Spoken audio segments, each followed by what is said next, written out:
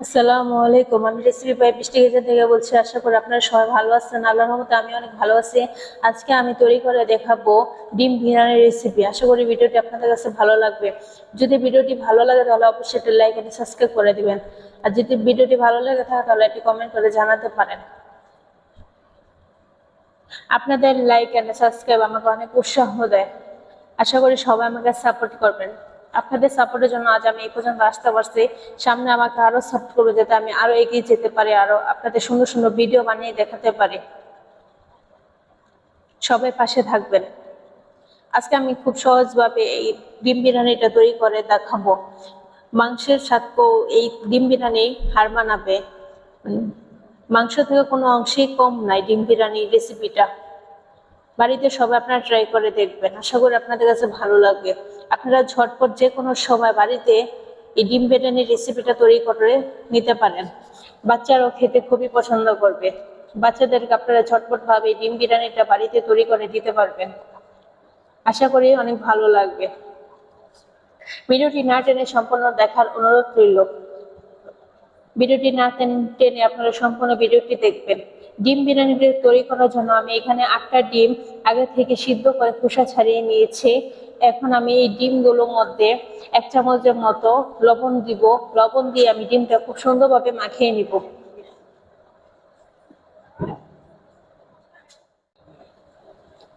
আমি খুব ভালোভাবে এই ডিমের সাথে লবণটা খুব ভালোভাবে মিশিয়ে নিচ্ছি। মেশানো হয়ে গেছে। এখন আমি ডিমটা একটা সাইডে রেখে দিব। এখন আমি কিছুটা আলু নিয়েছি। আগে থেকে আমি আলুটা কেটে খুব ভালোভাবে ধুয়ে রেখেছিলাম। আলুটা আমি গোল গোল করে কেটে রেখেছিলাম। এখন আমি আলুর মধ্যে 1 চামচের মতো লবণ দিয়ে লবণের সাথে খুব ভালোভাবে মিশিয়ে নিব। আলুটা খুব ভালোভাবে আলুর সাথে লবণটা মাখিয়ে নিতে হবে। আমার মিশানো হয়ে গেছে। এখন আমি আলুটা একটা সাইডে রেখে দিব। এখন আমি চুলায় একটা প্যান বসিয়ে দিলাম। প্যানের মধ্যে আমি পরিমাণ মতো সয়াবিন তেল দিয়ে দিচ্ছি। আমি 1 কাপের মতো সয়াবিন তেল দিয়ে দিলাম। এখন আমি এর মধ্যে দিয়ে দিব সিদ্ধ করে রাখা ডিমগুলো। আমি সবগুলো ডিম দিয়ে ভেজে নেব খুব ভালোভাবে। হালকা ভাজলে হবে, বেশি ভাজার দরকার নেই। আমি খুব হালকা ভাবে ভেজে নেব। বেশি ভাজলে ডিমের উপর সাদা অংশটা শক্ত হয়ে যায়। খুব হালকাভাবে ডিমটা ভেজে নেব।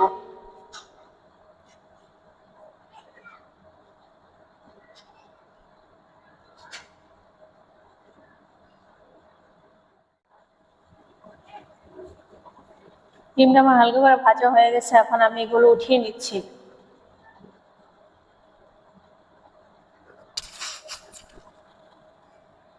ডিমগুলো আমার ওঠানো হয়ে গেছে। এখন এই তেলের মধ্যে আমি কিছুটা আলু ভেজে নিচ্ছি। আমি যে আলুগুলো লবণের সাথে মিশিয়ে রেখেছিলাম সেই আলুগুলো আমি তেলের মধ্যে ভেজে নিচ্ছি।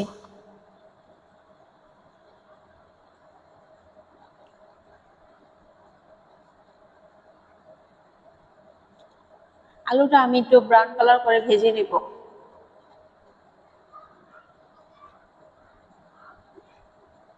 বিরিয়ানির মধ্যে আলুটা একটু ভেজে দিলে আলুটা খেতে খুবই ভালো লাগে।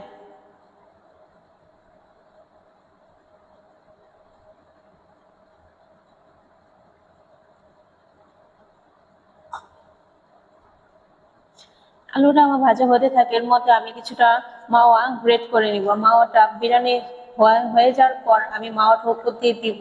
তাই আমি মাওয়াটা গ্রেট করে রেখে দিচ্ছি আগে থেকে। মাওয়াটা আমার গ্রেট করা হয়ে গেছে। এর মধ্যে আমার আলুটাও ব্রাউন কালার করে ভাজা হয়ে গেছে। এখন আমি আলুগুলো এই তেলে থেকে উঠিয়ে নিব। তেলটা ঝরিয়ে আমি আলুগুলো উঠিয়ে নিলাম। এখন আমি এই তেলের মধ্যে দিয়ে দিব কিছুটা পেঁয়াজ। পেঁয়াজটা আমি আগে থেকে কুচি করে কেটে রেখেছিলাম। এখন এই তেলের মধ্যে আমি পেঁয়াজগুলো ভালোভাবে বেরেস্তা করে নেব। আমি আগে থেকে পেঁয়াজটা বেরেস্তা করে রেখে দিচ্ছি। পেঁয়াজ বেরেস্তাটা আমার বিরিয়ানির মধ্যে কাজে লাগবে পরবর্তীতে। চেষ্টা করবেন পেঁয়াজ বেরেস্তাটা অবশ্যই দেওয়ার জন্য। পেঁয়াজ বেরেস্তাটা আমি আগে থেকে করে রেখেছি, কারণ আমি এর মধ্যে কিছুটা চিনি মিক্স করে রেখে দিব।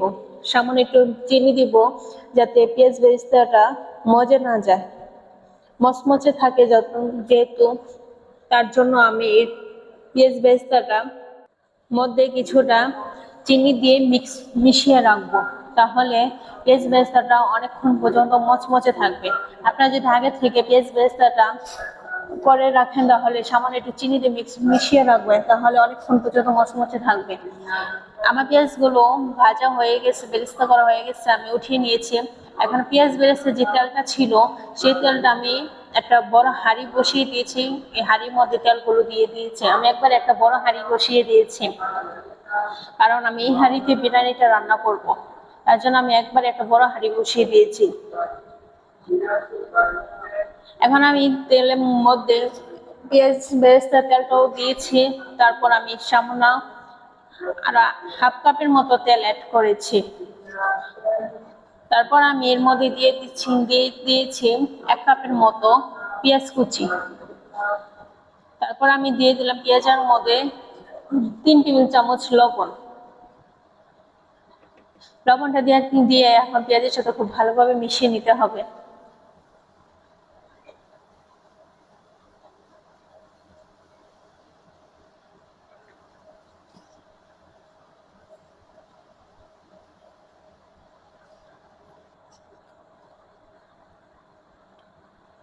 পেঁয়াজটা আমি ব্রাউন কালার করে ভেজে নিব। খুব ভালোভাবে নাড়াচাড়া দিয়ে মিশিয়ে নিচ্ছি। ভালোভাবে একটু নাড়াচাড়া দিয়ে দিতে হবে বারবার। অপেক্ষা করবো ব্রাউন কালার হয়ে আসা পর্যন্ত। পেঁয়াজটা আমার ব্রাউন কালার।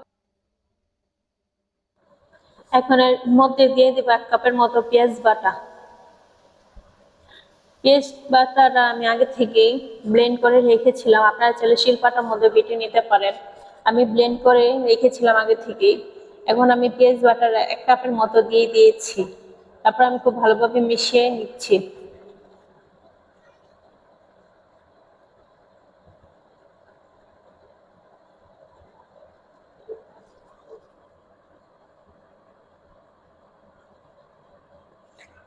মেশানো হয়ে গেছে। তারপর আমি এর মধ্যে দিয়ে দিলাম 4 টেবিল চামচের মতো আদা রসুন বাটা। আমি আদা রসুন একসাথে ব্লেন্ড করে নিয়েছি। আপনারা চাইলে আলাদা আলাদা ভাবে ব্লেন্ড করে নিতে পারেন। আদা রসুনটা দেওয়ার পর আমি খুব ভালোভাবে মিশিয়ে নিচ্ছি। মেশানো আমার হয়ে গেছে। এখন এর মধ্যে আমি সামান্য একটু পানি দিয়ে দিব। পানিটা দিলে কষাতে সুবিধা হবে, তাহলে হাঁড়ির তলার মধ্যে লেগে যাবে না। তাহলে পানি না দিলে মশলাটা পুড়ে যাওয়ার সম্ভাবনা আছে। আমি পানিটা দেওয়ার পর একটু ভালোভাবে নাড়াচাড়া দিয়ে এখন আমি এর মধ্যে দিয়ে দিব কাজু বাদাম বাটা 2 টেবিল চামচ। কাজু বাদামটা দেওয়ার পর আমি খুব ভালোভাবে নাড়া দিয়ে দিচ্ছি।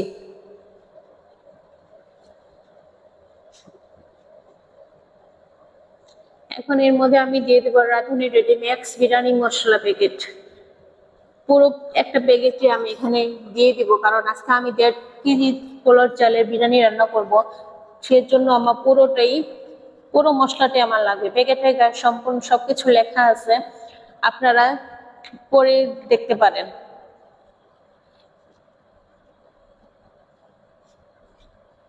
দেড় কেজি চাউলের জন্য আমি আজকে পুরো বিরিয়ানি মশলাটি ব্যবহার করব।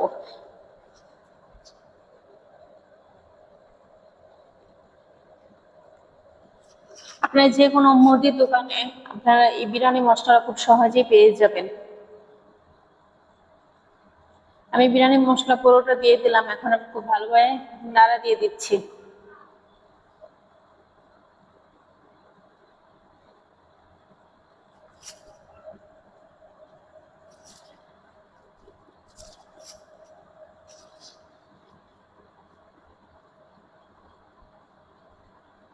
এখন আমি এর মধ্যে দিয়ে দিব 1 টেবিল চামচ লাল মরিচের গুঁড়া। লাল মরিচের গুঁড়াটা দিলে বিরিয়ানি কালারটা দেখতে খুব সুন্দর লাগে, সেজন্য আমি লাল মরিচের গুঁড়াটা ব্যবহার করছি। আপনারা চাইলে স্কিপও করতে পারেন। সৌন্দর্য দেখার জন্য আমি লাল মরিচের গুঁড়াটা অ্যাড করছি। এখন আমি এর মধ্যে দিয়ে দিব সামান্য কিছু পানি। পানিটা দিয়ে খুব ভালোভাবে মিশিয়ে নিচ্ছি। এখন আমি খুব ভালোভাবে মশলাটা কষিয়ে নিব।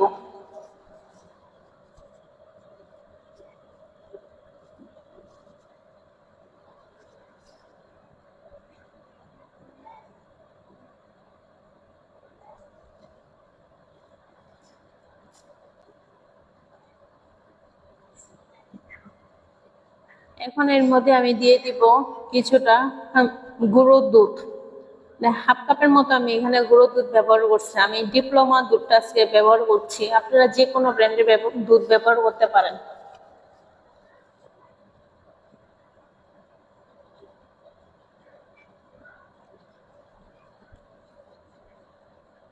দুধটা দেওয়ার পর আমি খুব ভালোভাবে নাড়াচাড়া দিয়ে দিচ্ছি। দুধের সাথে মশলাটা খুব ভালোভাবে মিশিয়ে নিয়েছি। আপনারা চাইলে যখন পোলাও বিরিয়ানিটা রান্না করবেন তখন আপনারা চালের মধ্যে দিতে পারেন দুধটা। আমি মশলার মধ্যেই দুধটা দিয়ে দিলাম, তাহলে খেতে আরো বেশি ভালো লাগে।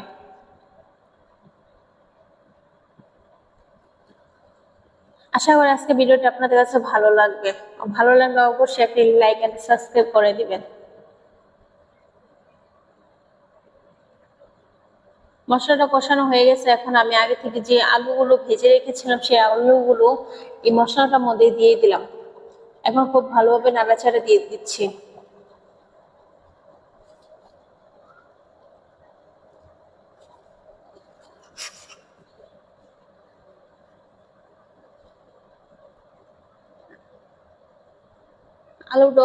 আলুটার সাথে মশলাটা আমি খুব ভালোভাবে কষিয়ে নিব।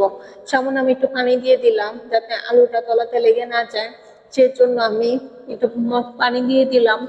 এখন আমি পানি দেওয়ার পর আমি খুব ভালোভাবে এখন আলুটা কষিয়ে নিব মশলার সাথে। সিদ্ধ হয়ে আগ পর্যন্ত এই আলুটা সিদ্ধ হয়ে আসার আগ পর্যন্ত এই আলুটা আপনারা কষিয়ে নেবেন।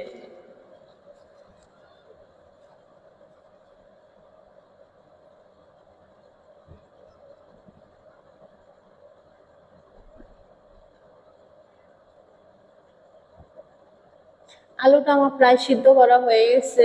এখন আমি এই আলুর মধ্যে দিয়ে দিব ডিমগুলো, আগে থেকে ভেজে রাখা ডিমগুলো দিয়ে আমি একটু ভালোভাবে কষিয়ে নিব, যাতে ডিমের মধ্যে মশলাটা খুব সুন্দরভাবে লাগে। সেই জন্য আমি ডিম দিয়ে মশলাটা খুব ভালোভাবে কষিয়ে দিব।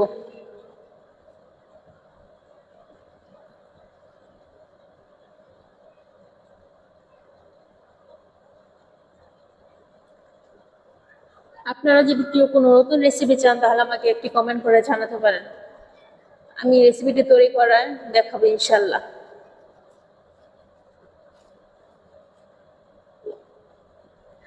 ডিমটা দেওয়ার পর আমি যে নাড়াচাড়া দিয়ে দিয়েছি, তারপর আমি একটা সেনি দিয়ে ঢেকে দিলাম। অপেক্ষা করবো 5 মিনিটের জন্য। 5 মিনিট পর আমি সেনিটা সরিয়ে দিলাম। তারপর সরানোর পর দেখুন ডিমটা আমার প্রায় ডিমটা আমার প্রায় সিদ্ধ হয়ে গেছে। ডিমটা আমার মশলার সাথে মেশানো হয়ে গেছে, কষানো হয়ে গেছে। এখন আমি ডিমগুলো উঠিয়ে নিব, কারণ যখন আমি পোলাও চালটা ভাজবো তখন ডিমগুলো ভেঙে যাওয়ার সম্ভাবনা থাকবে, তাই আমি ডিমগুলো উঠিয়ে নিচ্ছি। আলুগুলো উঠানোর প্রয়োজন নেই, শুধুমাত্র ডিমগুলো উঠিয়ে নিলেই হবে।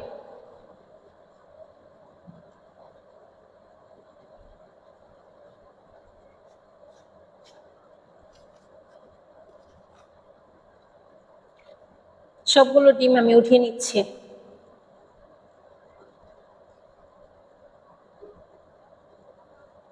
উঠিয়ে নেওয়া হয়ে গেছে। এখন আমি আলুটা একটু ভালোভাবে নাড়াচাড়া দিয়ে দিচ্ছি। এখন আমি এর মধ্যে দিয়ে দিব আগে থেকে ধুয়ে রাখা পোলাও চাল। আমি আগে থেকে পোলাও চালটা ধুয়ে রেখেছিলাম 1 ঘন্টা আগে। আপনারা চেষ্টা করবেন যখন পোলাও বা বিরিয়ানি রান্না করবেন আগে থেকে পোলাও চালটা ধুয়ে রাখার চেষ্টা করবেন, তাহলে পোলাওটা খুবই ঝরঝরে হয় এবং সুন্দর হয়। আপনারা এই টিপসটা চাইলে ফলো করতে পারেন। আমি পোলাও চালটা আগে থেকেই ধুয়ে রেখেছিলাম। আমি এখানে 1.5 কেজি পোলাও চাল নিয়েছি। এখন আমি পোলাও চালটা দিয়ে দিলাম। তারপর আমি পোলাও চালের সাথে মশলাটার সাথে খুব ভালোভাবে ভেজে দিব। পোলাও চালটা যত ভাজবেন, বিরিয়ানির জন্য বা পোলাওর জন্য যেটাই করেন, যত ভাজবেন তত পোলাওটা ঝরঝরে হবে।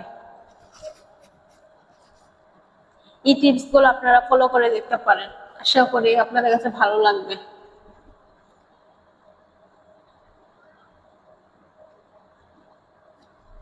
আমি খুব ভালোভাবে এই পোলাও চালটা ভেজে নিয়েছি মশলাটার সাথে। আমি প্রায় 10 মিনিটের মতো মশলার সাথে পোলাও চালটা ভেজে নিয়েছি।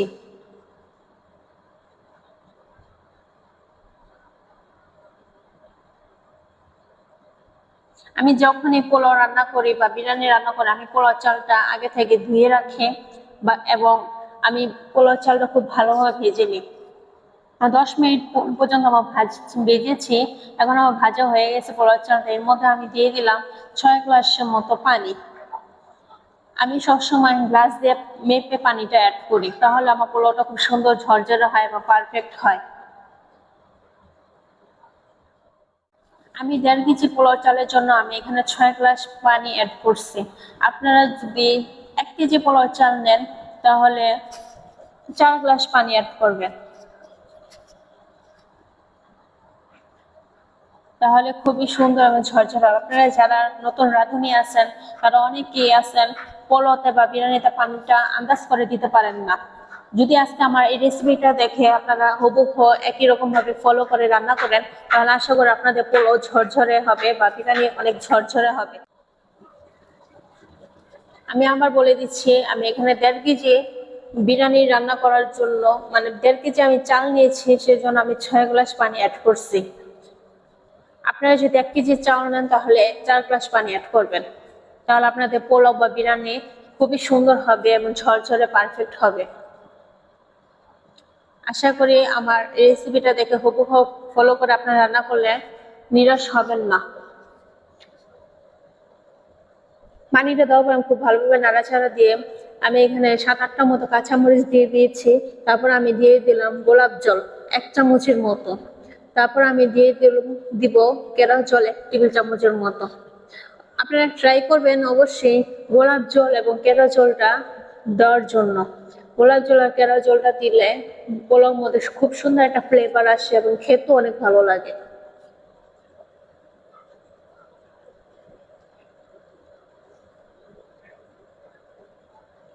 দেওয়ার পর আমি খুব ভালোভাবে একটু নাড়াচাড়া দিয়ে দিচ্ছি নিচের থেকেই। খুব ভালোভাবে নাড়াচাড়া দিয়ে দিতে হবে। এখন আমি অপেক্ষা করব খুব ভালোভাবে বলক আসা পর্যন্ত। চুলাটা হাই হিটে করে দিবেন, চুলা আঁচটা বাড়িয়ে দিবেন যাতে খুব তাড়াতাড়ি বলক চলে আসে।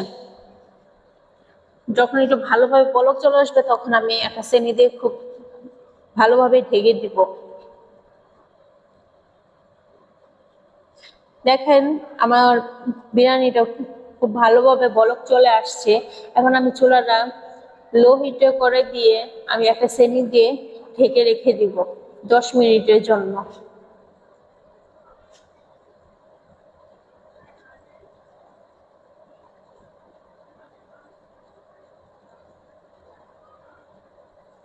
চুলার আঁচটা আমি একবারে কম রেখেছি, চেষ্টা করবেন একবারে কম আছে রাখার জন্য।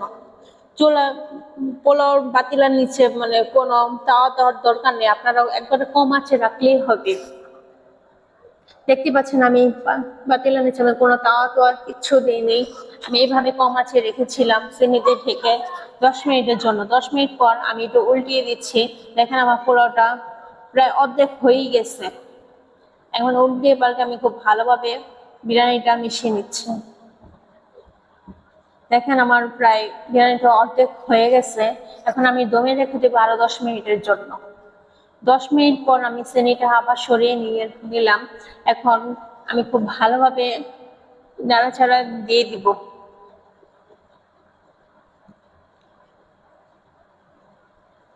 এখন আমার বিরিয়ানিটা প্রায় হয়ে গেছে পুরোটা। এখন আমি নাড়াচাড়া দিয়ে একটু সমান করে দিয়ে তারপর এর মধ্যে আমি পেঁয়াজ বেরেস্তা, মাওয়া আর ডিমগুলো দিয়ে দিব।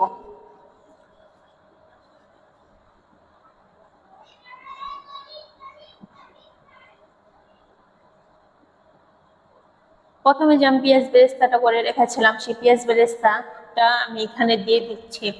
বিরিয়ানির ওপরে।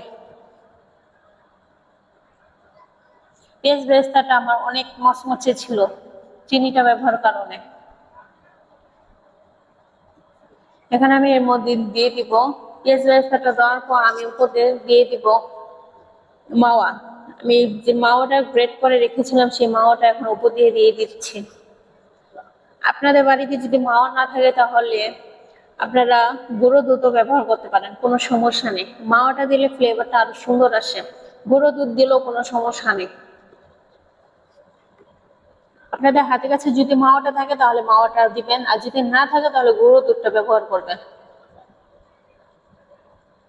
আমি পুরোটা মাওয়া দিয়ে দিলাম পোলাও বিরিয়ানির উপরে।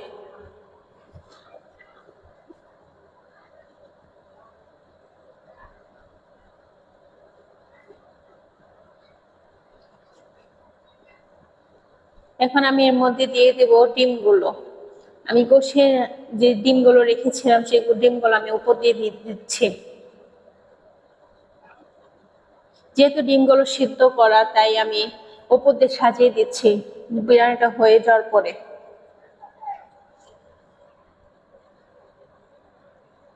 আমার দেওয়া হয়ে গেছে, আমার বিরিয়ানিটা প্রায় হয়ে গেছে। আমি চুলাটা অফ করে দিয়েছি। আমি চুলাটা অফ করে দিয়ে চুলার উপরে আমি রেখে দিয়েছিলাম 10 মিনিটের জন্য। এখন আমি একটা প্লেটের মধ্যে পরিবেশন করে নিচ্ছি। আপনারা সবাই বাড়িতে একবার হলেও ট্রাই করবেন। আমার রেসিপি থেকে যদি বাড়িতে কেউ ট্রাই করেন তাহলে যদি ভালো লাগে তাহলে আমাকে একটি কমেন্ট করে জানাবেন। আর প্লিজ একটি সাবস্ক্রাইব করে দিবেন। সবাই আমার পাশে থাকবেন।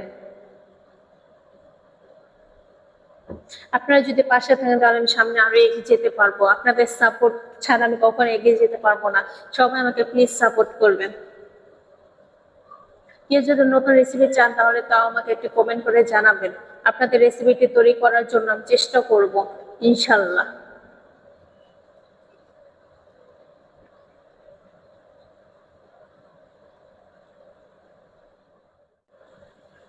খুব সহজ আপনারা বাড়িতে বাচ্চাদেরকে এই বিরিয়ানিটা তৈরি করে দিতে পারবেন। বাচ্চারা যে কোনো সময় যদি আবদার করে বিরিয়ানি খাওয়ার জন্য তাহলে আপনারা এই ডিম বিরিয়ানিটা শর্টকাট ভাবে তৈরি করে দিতে পারবেন। সবাই ভালো থাকবেন, সুস্থ থাকবেন ও নিরাপদে থাকবেন। যারা যারা আমার পুরো ভিডিওটি দেখছেন সবাইকে অনেক ধন্যবাদ। সবাই ভালো